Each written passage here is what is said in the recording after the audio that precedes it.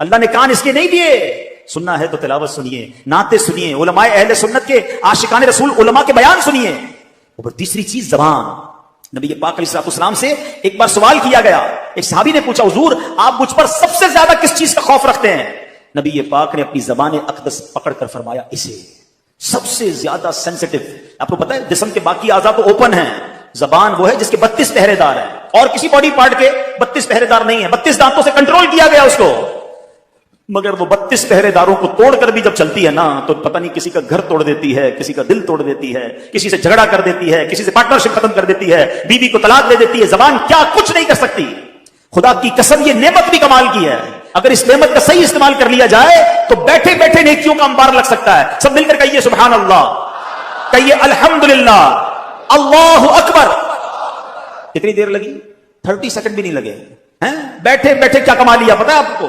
اللہ کے نبی علیہ الصلوۃ والسلام کے سچے وعدے ہیں، جو ایک بار سبحان اللہ کہے جنت میں درخت لگا دیا جاتا ہے، ایک بار الحمدللہ کہے جنت میں درخت لگ گیا، ایک بار اللہ اکبر کہے جنت میں درخت لگ گیا۔ افضل الذکر کہا گیا لا الہ الا اللہ، میں بیٹھا رہوں لا الہ الا اللہ پڑھتا رہوں، بیٹھا رہوں سبحان اللہ پڑھتا رہوں، بیٹھا رہوں اللہ اکبر پڑھتا رہوں۔ نبی پاک فرماتے ہیں جنت کے خزانوں میں سے، جنت کی کیاریوں میں سے اگر کسی کو کچھ چننا ہے تو لا حول ولا قوت الا باللہ پڑھ لے، یہ جنت کے خزانوں میں سے خزانہ ہے۔ حدیث پاک کا مضمون ہے، کتنا آسان ہے، واقعی کمال کی نعمت ہے، لیکن پرابلم یہ ہے اس نعمت کا صحیح استعمال نہیں کر رہے۔ اس نعمت سے کوئی فائدہ اٹھانے کی بجائے گناہ کر رہے ہیں، گالیاں دے رہے ہیں، بے حیائی کی باتیں ہو رہی ہیں، غیبتیں ہو رہی ہیں، جھوٹ بول رہے ہیں۔ نہ کریں ایسا، مارے جائیں گے۔ یہ زبان گناہوں کے انبار لگا دیتی ہے۔ کسی کا دل توڑنے سے پہلے سوچو کہ تلوار کا زخم تو بھر جائے گا، زبان کا زخم نہیں بھرتا ہے۔ آپ زندگی میں کئی بار بول کر پچھتائے ہوں گے کہ یار کاش چپ رہ جاتا، کبھی خاموش رہ کر نہیں پچھتائے ہوں گے۔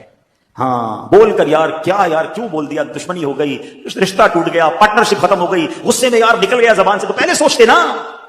یہ جو دعوت اسلامی کے ماحول میں بڑا پیارا ایک نعرہ امیر علیہ سنت لگاتے ہیں، کیا نعرہ ہے؟ پہلے تولو بعد میں بولو۔ یا تو احساس ہی نہیں، ہم تو بولنے کے بعد تول رہے ہوتے ہیں، صحیح بولا غلط بولا، پہلے تولنا تھا نا۔ تو کاش یہ احتیاط نصیب ہو جائے۔ تو ان 3 چیزوں کو بچائیے گناہوں سے، آپ بہت سارے گناہوں سے بچ جائیں گے۔ ویسے اور بھی چیزیں ہیں، لیکن اگر آپ ان 3 چیزوں پر کنٹرول کرنے کا ذہن بنا دیا کہ آنکھ سے حرام نہیں دیکھوں گا، کان سے حرام نہیں سنوں گا، زبان سے حرام نہیں بولوں گا، ان تینوں کو اچھے کاموں میں استعمال کروں گا۔ قرآن کہہ رہا ہے اے ایمان والو اللہ سے ڈرو جیسا ڈرنے کا حق ہے۔ لیکن اب اگلا حصہ، اللہ اکبر، ولا تموتن الا وانتم مسلمون۔ تمہیں اس حالت میں موت نہ آئے کہ تم مسلمان نہ ہو، مرنا ہے تو ایمان کے ساتھ مرنا ہے۔ یہ بڑا نازک مرحلہ ہے۔ لوگ کہیں گے جناب اس میں کیا بڑی بات ہے، میں ہوں ہی مسلمان، مروں گا تو مسلمان ہی مروں گا نا۔ اتنا آسان نہیں ہے۔ ہاں آؤ پہلے پیران پیر کا ذکر کرتے ہیں۔ غوث پاک تو ولیوں کے سردار ہیں نا، ان کے صدقے انشاءاللہ ہمارے ایمانوں کی حفاظت ہوگی۔ مگر سنو پیران پیر کا عالم کیا ہے، خوف خدا کا عالم کیا ہے۔ شیخ عبد القادر جیلانی کو ایک بار حرم کعبہ میں دیکھا گیا، کنکریوں پر سر رکھے ہیں اور رب العزت کی بارگاہ میں دعا کر رہے ہیں، اے رب کریم مجھے بخش دے، اگر میں سزا کا حقدار ہوں تو بروز قیامت مجھے اندھا اٹھانا کہ نیکوکار لوگوں کے سامنے شرمندہ نہ ہوں۔ خوف خدا اس کو کہتے ہیں۔ یا ایھا الذین آمنوا اتقوا اللہ حق تقاتہ، اللہ سے ڈرو جیسا ڈرنے کا حق ہے۔ ارے میں گناہ گاروں کا سردار، مجھے شرم نہیں آتی اپنے اعمال پر، وہ ولیوں کے سردار ہیں اور اللہ سے کہہ رہے ہیں یا اللہ اگر میرے گناہ زیادہ ہیں تو اندھا اٹھائیے، میں شرمندہ نہ ہو جاؤں۔ آئے ہائے، یہ ہوتے ہیں اللہ والے۔ آگے سنو غوث پاک، اگلی آیت ہے نا فلا تموتن الا وانتم مسلمون، اس آیت کا اگلا جز سنو۔ میرے پیرانے پیر کو کیسا خوف تھا۔ ایک بار عید کا دن ہے، غوث پاک کہہ رہے ہیں، لوگ کہہ رہے ہیں آج عید کا دن ہے، عید کا دن ہے۔ عبد القادر کے لیے عید کا دن وہ ہوگا جب اپنا ایمان سلامت لے کر دنیا سے جائے گا۔ ان کو اتنی فکر ہے ایمان پر موت کی کہ قبر میں ایمان سلامت لے کر جانا۔ کیا مجھے اور آپ کو یہ فکر ہے؟ آپ کو پتا ہے ساری زندگی روزے رکھے، ساری زندگی نمازیں پڑھی، صدقہ خیرات حج، ساری زندگی نمازیں پڑھی، اور اگر مرنے سے پہلے ایمان چلا گیا نا تو یہ سب کچھ زیرو ہو جائے گا۔ حدیث پاک میں آتا ہے ہر بندہ اس حالت پر اٹھایا جائے گا جس پر مرے گا۔ اب یہاں 2 باتیں ہیں، ایمان پر مرے گا تو ایمان پر اٹھایا جائے گا، کفر پر مرے گا کفر پر اٹھایا جائے گا۔ ایمان بھی بچانا ہے۔ اور ایک اور بات سوچئے، شراب کے نشے میں مرے گا تو نشے میں اٹھایا جائے گا، فلم دیکھتے دیکھتے مرے گا تو کس حالت میں اٹھے گا، بدکاری کرتے کرتے مرے گا تو کس حالت میں اٹھے گا، جوا کھیلتے کھیلتے مرے گا تو کس حالت میں اٹھے گا، سوچئے۔ آپ کہیں گے نہیں بھائی ٹھیک ہے میں غلط کام کرتا ہوں مگر اس وقت کیسے مروں گا؟ تو آپ میں سے کسی کے پاس اختیار ہے کہ آپ اپنی چوائس سے مر سکتے ہیں کہ ملک الموت آ گیا اور کوئی شراب پی رہا ہے، نہیں بھائی ابھی نہیں آنا، تھوڑی دیر بعد میں ذرا نشہ اتار لوں، you have time, you have authority. کسی کو پتا ہے میں کب مروں گا؟ آگاہ اپنی موت سے کوئی بشر نہیں، سامان 100 برس کا ہے، پل کی خبر نہیں۔ بھول گئے آپ جہاز میں موت ہوتی ہے؟ پچھلے دنوں کی بات ہے، ہم جرمنی میں تھے، ہمارے بہت اچھے ساتھی دوست جاننے والے تھے، 35,000 فٹ کی بلندی پہ جہاز میں ان کو ہارٹ اٹیک ہوا، ان کا انتقال ہو گیا۔ ارے چلو جہاز کو چھوڑو، ہزاروں میٹر سمندر کے نیچے بھی تو موت آئی تھی نا، بھول گئے؟ تھوڑے دنوں پہلے کا ہی واقعہ نا، لاکھوں ڈالر دے کر اس جگہ پہنچے جہاں موت لکھی ہوئی تھی، باپ بیٹا پاکستانی مسلمان، اگر وہ ایمان پر گئے تو اللہ ان کی مغفرت فرمائے، گناہ معاف فرمائے، ہم دعا کرتے ہیں ان کے لیے۔ لیکن سوچو ادھر بھی موت آ سکتی ہے۔ کتنی پلاننگز تھی ان کی کہ یہ دیکھیں گے وہ دیکھیں گے، ویڈیو بنائیں گے۔ غالباً والد کی برتھ ڈے تھی، وہ برتھ ڈے پر اپنے بیٹے کو لے کر گیا، اربوں خربوں پتی خاندان ہے۔ یہ سب واقعات بتا رہے ہیں کہ موت کبھی بھی اور کہیں بھی آ سکتی ہے۔ حضرت سلیمان کے دور کا واقعہ نا، ایک شخص حضرت سلیمان کے پاس بیٹھا تھا، ملک الموت آئے اور اس کو بڑا گھور کے دیکھ رہے تھے۔ تو جب چلے گئے ملک الموت تو حضرت سلیمان کا وہ دوست تھا، جاننے والا تھا، کہتا حضرت یہ کون تھے جو مجھے بڑا گھور کے دیکھ رہے تھے؟ کہا یہ ملک الموت تھے، روح قبض کرنے والا فرشتہ آیا تھا۔ کہا حضرت لگتا ہے میرا ٹائم قریب آنے والا ہے، اتنا گھور کے دیکھ رہے تھے، آپ کی تو ہواؤں پر حکومت ہے، آپ جلدی سے ہوا کو حکم دیں مجھے یہاں سے ہندوستان لے جائے۔ اب غالباً مصر تھا وہ، حضرت سلیمان نے ہوا کو کہا اس بندے کو ہندوستان لے جاؤ، ہند لے جاؤ۔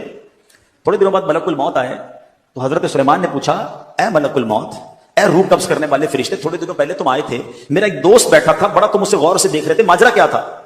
کہا حضرت میں یہ سوچ رہا تھا، ملک الموت کہتے ہیں کہ میرے پاس یہ لکھا ہوا ہے کہ تھوڑی دیر بعد اس کی روح ہند میں قبض کرنی ہے، بندہ آپ کے پاس بیٹھا ہے۔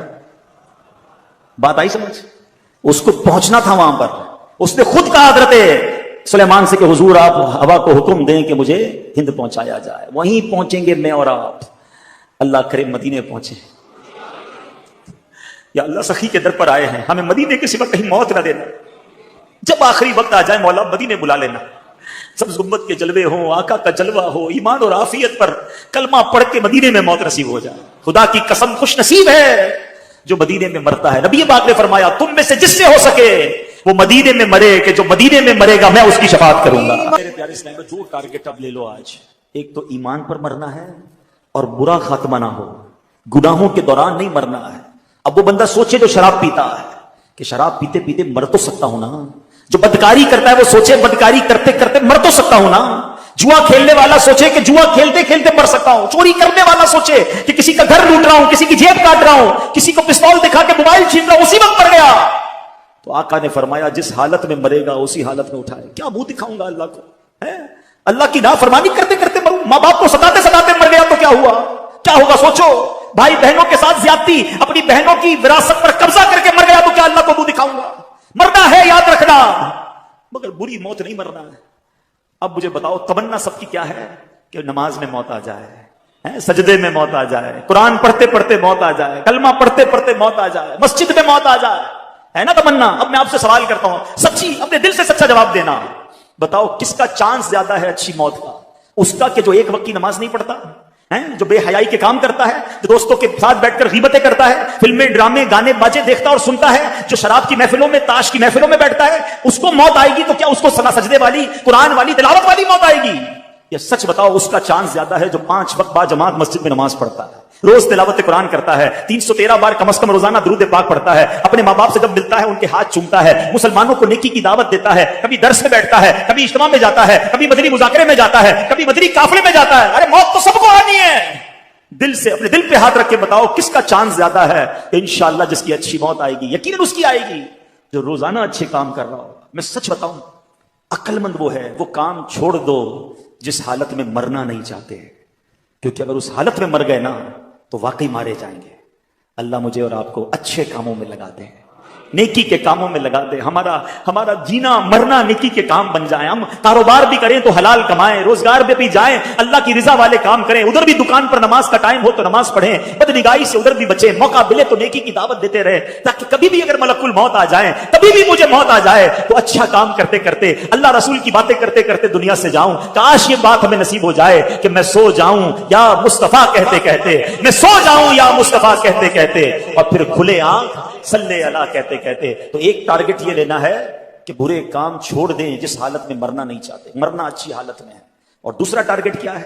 ایمان سلامت لے کر جانا ہے۔ سید اعلیٰ حضرت فرماتے ہیں کہ جس کو زندگی میں سلب ایمان کا خوف نہ ہو، یعنی جس کو یہ خوف نہیں ہے نا کہ میرا ایمان چھن سکتا ہے، مرتے وقت اس کا ایمان سلب ہونے کا اندیشہ ہے، ڈر ہے کہ اس کا ایمان سلب کر لیا جائے۔ اے میرے پیارے اسلام بھائیوں، ایمان کی جو ڈاکو ہے نا وہ گھوم رہے ہیں۔ ہاں اس وقت بہت برا حال ہے، بڑی پلاننگ کے ساتھ میرے اور آپ کے ایمان کو چھیننے کے لیے شیطان نے پلان کیا ہوا ہے۔ شیطان بڑا مردود ہے، وہ تھوڑی چاہتا ہے میں اور آپ ایمان لے کر جائیں، وہ چاہتا ہے میں تو جاؤں گا جہنم میں، ان کو بھی ساتھ لے جاؤں۔ تو مذہبی حلیہ اپنا کر کوئی سوشل میڈیا پہ بیٹھا ہوا ہے، کوئی انٹرنیٹ پر بیٹھا ہے، کوئی جناب قرآن کی اپنی تفسیر بیان کر رہا ہے، کوئی حدیث بیان کر کر کے لوگوں کو گمراہ کرنے کی کوشش کر رہا ہے، اور بھولے بالے مسلمان سب کی باتیں سن رہے ہیں، سب کو فالو کر رہے ہیں، سب کو دیکھ رہے ہیں اور پریشان ہو رہے ہیں۔ مجھے سمجھ نہیں آتا، ایک بات بتاؤ، آپ کو گھر بنانا ہو تو موچی سے بناتے ہیں بلڈر سے بناتے ہیں؟ بلڈر سے بناتے ہیں، موچی کا کام نہیں ہے۔ چپل بنانے ہوتے تو موچی سے بناتے ہیں، دوائی لینی ہوتی ہے تو موچی سے نہیں لیتے، ڈاکٹر سے لیتے ہیں۔ جس کام کی ضرورت اس کے ایکسپرٹ کے پاس جاتے ہو نا۔ تو میرا دین اتنا مظلوم ہو گیا کہ جو سکھائے اس سے سیکھنا شروع کر دو گے۔ دین بھی سیکھنا ہے تو عاشقان رسول علماء سے سیکھنا ہے، اور دیکھنا ہے کہ ان کے دل میں صحابہ کی محبت ہے کہ نہیں، اولیاء کی محبت ہے کہ نہیں، اہل بیت کی محبت ہے کہ نہیں، رسول پاک کی محبت ہے کہ نہیں، اللہ سے محبت کرتا ہے کہ نہیں۔ ارے جو ان ہستیوں سے محبت نہیں کرتا اس کا میں نے کیا کرنا ہے؟ یہ سب چیزیں آپ نے سیکھنی ہوں گی۔ اے میرے پیارے اسلامی بھائیوں، یہ بڑا پرفتن دور ہے، دین کے نام پر ہمارے ایمان پر ڈکیتی ڈالی جا رہی ہے۔ اعلیٰ حضرت نے 100 سال پہلے سمجھا دیا تھا، سونا جنگل، رات اندھیری، چھائی بدلی کالی ہے، سونے والوں جاگتے رہیو، چوروں کی رکھوالی ہے۔ ارے چوری رکھوال بن گئے ہیں، آنکھ سے کاجل صاف چرا لے، یا وہ چور بنا کے ہیں، تیری گچڑی تاکی ہے اور تو نے نیند نکالی ہے۔ ہمیں اپنے آپ کی اپنے ایمان کو بچا کر اپنی ایمان کو سلامت لے کر قبر میں جانا ہے۔ تو ایک تو یہ بات کہ ہمیں علماء کرام سے مربوط رہنا ہے، عاشقان رسول علماء کرام سے۔ اور آج دعوت اسلامی کا ماحول آپ کے سامنے ہے، سبحان اللہ، صحابہ کی محبت بھی دیتا ہے، اولیاء کرام کی محبت بھی پلاتا ہے، اہل بیت سے بھی پیار کا درس ملتا ہے، عشق رسول کے جام بھی بھر بھر کے پلائے جاتے ہیں۔ کوالیفائڈ سرٹیفائڈ مفتیان کرام علماء کرام موجود ہیں، ماشاءاللہ مستند کتابیں لکھی جا رہی ہیں۔ جب اتنا کچھ دعوت اسلامی کے پاس موجود ہے تو کیوں نہ ہم اس سے وابستہ ہو کر اپنے ایمان کی حفاظت کریں۔ ایک اور اہم بات، آخری بات، باتیں تو بہت ساری ہیں مگر ٹائم کافی ہو گیا ہے۔ ایمان کی حفاظت کے لیے ذرا سنیے گا، آقا علیہ الصلوۃ والسلام فرماتے ہیں آدمی اپنے دوست کے دین پر ہوتا ہے، اسے یہ دیکھنا چاہیے کہ کس سے دوستی کر رہا ہے۔ اب غور کیجئے، ہم جوتا نہیں سلواتے جب تک پتہ نہ چلے موچی کیسا ہے، کپڑے نہیں سلواتے اس درزی سے جب تک پتہ نہ چلے یار درزی ٹھیک ہے، کپڑے صحیح سیتا ہے کہ نہیں، ڈاکٹر کے پاس جانے سے پہلے 4 بندوں سے پوچھتے ہیں یار ڈاکٹر ٹھیک ہے کہ نہیں، اور جو تھوڑی دیر بیٹھا اس کا دوست بنا لیا۔ بلکہ اب تو ڈیجیٹل دوست، friend request I accept, friend request I accept, حالانکہ بندہ دوست کے دین پر ہوتا ہے۔ اب لوگوں سے پوچھو نا یار تم نے اس کو دوست بنایا جو صحابہ کو برا بھلا کہتا ہے؟ ہاں بھائی اس کا عقیدہ ہے، میں تو بس صرف دوست ہوں، چائے پیتے رات کو بیٹھتے ہیں۔ کوئی ہے بھائی وہ اہل بیت کو برا بھلا کہہ رہا ہے، ٹھیک ہے اس کا عقیدہ ہوگا، دوستی میں تو بس ایسی ہم کھاتے پیتے ساتھ ہیں۔ غور کیجئے یہ کدھر جا رہے ہو آپ؟ بد عقیدہ سے دوستی کرو گے؟ چلو میں آپ سے ایک سوال کرتا ہوں، کوئی آپ کی ماں کو برا بھلا کہے، آپ کے والد کو برا بھلا کہے، رات کو بیٹھو گے چائے پینے اس کے ساتھ؟ جاؤ گے اس کے گھر پہ؟ بلاؤ گے اس کو گھر پر؟ نہیں۔ میری ماں کو برا بھلا کہے میں اس کا گریبان پکڑ لوں، اور مومنین کی ماں کو برا بھلا کہے میں اس سے دوستی کروں؟ میرے والد کو برا بھلا کہے مجھے بالکل نہیں پسند ہے، صحابہ کو برا بھلا کہے مجھے کوئی ٹینشن نہیں ہے، ہمارے خاندان والوں کو برا کہے تو مجھے کوئی میں جان لے لوں اس کی، اولیاء کرام کے بارے میں بکواس کرے جو اللہ کے دوست ہیں مجھے کوئی پرابلم نہیں ہے۔ کس سے دوستیاں لگا رہے ہو؟ وہ کیسے میرا دوست ہو سکتا ہے؟ دوست کے دین پر ہوتا ہے۔ اللہ کرے کہ دوست بنانے سے پہلے ہم چیک کریں کہ اس کا دین ایمان کیا ہے، اس کا عقیدہ کیا ہے، اور یہ سب سے زیادہ ضروری ہے۔ اگر وہ اللہ رسول کا نہیں، صحابہ اہل بیت کا نہیں، چاہے میرا رشتہ دار کیوں نہ ہو، میرا اس سے کوئی تعلق نہیں ہے۔ الحب فی اللہ بل بغض فی اللہ، محبت بھی اللہ کے لیے ہے، اگر دشمنی ہے تو اللہ کے لیے ہے، ذاتی کوئی دشمنی نہیں، ذاتی کوئی محبت نہیں۔ آخری بات سن لو، امام حسن مجتبیٰ نے ایک بار مولا علی سے سوال کیا، نواز رسول ہے نا، کہتے ہیں اے بابا جان کیا آپ مجھ سے پیار کرتے ہیں؟ کہاں بیٹا تم سے پیار کرتا ہوں۔ بابا جان آپ حسین سے بھی پیار کرتے ہیں رضی اللہ عنہ؟ کہاں میں حسین سے بھی پیار کرتا ہوں۔ آپ نبی پاک سے بھی پیار کرتے ہیں؟ کہاں آپ کے نانا جان سے بھی پیار کرتا ہوں۔ آپ اللہ سے بھی پیار کرتے ہیں؟ میں اللہ سے بھی بہت محبت کرتا ہوں۔ تو چھوٹی عمر میں تھے، کہتے ہیں بابا جان ایسا کیسے ہو سکتا ہے، ایک دل میں اتنی ساری محبتیں جمع کر لی آپ نے؟ امام مولا علی تو پھر مولا علی ہے نا، کیسا جواب؟ آقا فرماتے میں علم کا شہر ہوں، علی اس کا دروازہ ہے۔ کہتے ہیں بیٹا دیکھ رہے نہیں جب نماز کا وقت ہوتا ہے سب کو چھوڑ کر اللہ کی بارگاہ میں حاضر ہو جاتا ہوں، محبت تو ایک سے ہی کرتا ہوں، اس کی وجہ سے باقی سب سے محبت کرتا ہوں۔ ہمیں جو صحابہ سے پیار ہے نا وہ اللہ کی وجہ سے ہے، اولیاء سے پیار اللہ کی وجہ سے، اللہ کے پیارے ہیں نا، نبی پاک سے پیار کیوں ہے؟ وہ اللہ کے محبوب ہے۔ تو سبحان اللہ اصل محبت اللہ سے ہے اور اللہ کی رضا کے لیے باقی سب سے محبت ہے. سخی عبد الوہاب شاہ ہمارے رشتہ دار نہیں ہیں. میں کراچی سے چل کر آیا, پتہ نہیں پاکستان کے کس کس حصے سے لوگ آئے ہیں, ہماری کوئی ان سے رشتہ داری نہیں ہے, مگر اس لیے پیار ہے کہ ان کی اللہ والے ہیں, اللہ ان سے پیار کرتا ہے, یہ اللہ کے دوست ہے. ہماری محبتیں بھی اللہ کے لیے ہیں اور ہماری اگر کسی سے دشمنی ہے, دوری ہے, تو وہ بھی اللہ کے لیے ہے. تو اللہ کا دشمن ہے میرا دوست کیسے بن سکتا ہے؟ تو نبیوں کا دشمن ہے وہ میرا رشتہ دار کیسے بن سکتا ہے؟ تو ولیوں اور صحابہ کو برا بھلا کہتا ہے, وہ ہماری محفل میں نہیں آ سکتا. جس دن اپنے ایمان اور عقیدے کو مضبوط کر لو گے پھر کوئی ایمان چھین نہیں سکے گا. ہم کہتے ہیں سب سے دوستی, سب کے پاس جانا ہے, سب کے ساتھ کھانا پینا ہے, ایسا نہیں ہوتا. اپنے کاروبار, اپنی فیملی کے لیے تم مضبوط ہو جاؤ اور اپنے ایمان کے لیے ڈھیلے پڑ جاؤ گے تو پھر ایمان کے ڈاکو گھوم رہے ہیں. اعلیٰ حضرت کا فرمان یاد رکھنا کہ ہمیں صرف نبی پاک علیہ السلام کو راضی کرنا ہے.